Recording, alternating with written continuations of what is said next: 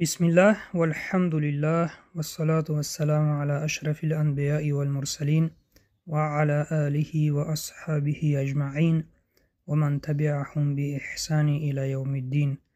السلام عليكم ورحمة الله وبركاته. دوستان عزیز، درس تجوید را از کتاب تجوید نوین دوام می‌دهیم و موضوعی که ما قرار داریم این صفات حروف است و از صفات غیر متضاد میگذریم به سیوم صفت که این لین می باشد. لین در لغت معنای آسانی و ملائمی را دارد.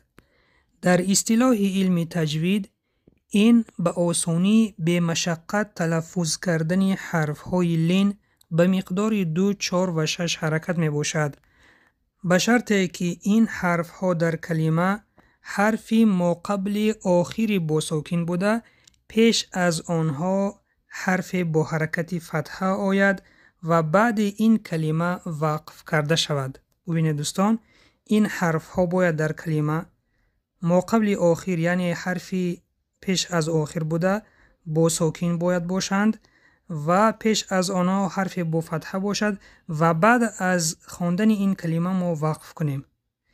حرف های لین 2 تا می باشند. یکم حرف واو و حرف یا، در حالتی که آنها با سکون باشند. دوستان در رسم ببینید دوستان، مثال حرف یا، ای، در وقت تلفظ حرف یا بین زبان به بالا برداشته شده به کام نمی رسد. و مثال حرف واو، او، در وقت تلفظ حرف واو لبها به پیش برآورده شده به یکدیگر نمی رسند. اکنون بیایید مثال ها را خوانیم. مثال های حرف یا: قریش، الصیف، البیت. در چنین حالت ما می توانیم 2 حرکت، 4 یا که 6 حرکت حرف یا را داشته بخوانیم. و مثال حرف واو: خوف، نوم، قوم. دوستان عزیز، خلاصه صفت لین آن است که اگر ما بعد از خواندن این کلمه ها وقف کنیم، حرف یا و حرف واو را یک حرف نخوانیم، قریش، خوف نخوانیم، بلکه به مقدار 2، 4 و یا 6 حرکت خوانیم. قریش، خوف. میگذاریم به صفت دیگر. این چهارم صفت انحراف می باشد. انحراف در لغت معنای کجشوی، تغییر مسیر به طرف دیگری را گویند.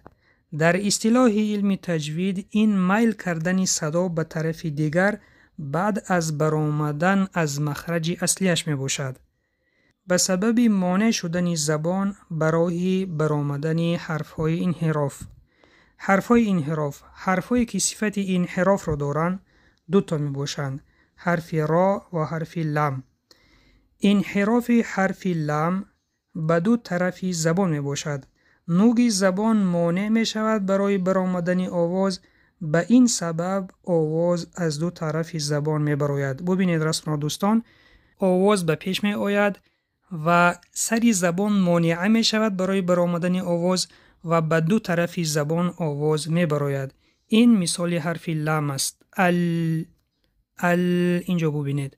و مثال حرف را، انحراف حرف را باشد آواز از 2 طرف زبان جمع شده آمده از بین زبان می براید. ببینید دوستان در رسم، ار، چون 2 پهلوی زبان در کام می رسند و از بین زبان صدا می براید. ار، آواز آمده از بین زبان می براید.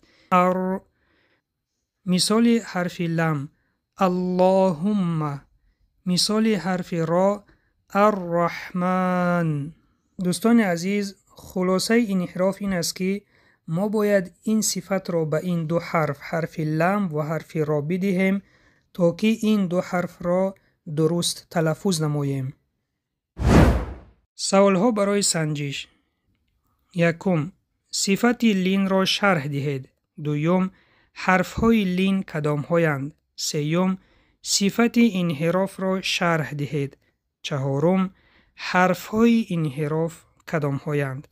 وظیفه خوانگی: صفات حرف‌های گذشته را حداقل 3 مرتبه خوانید و جایهای اساسی آن را در دفتر کاری خود نویسید. این بود پایان درس امروزه. سبحانك اللهم و بحمدک، نشهد ان لا اله الا انت، نستغفرک و نتوب الیک. السلام علیکم و رحمت الله و برکاته.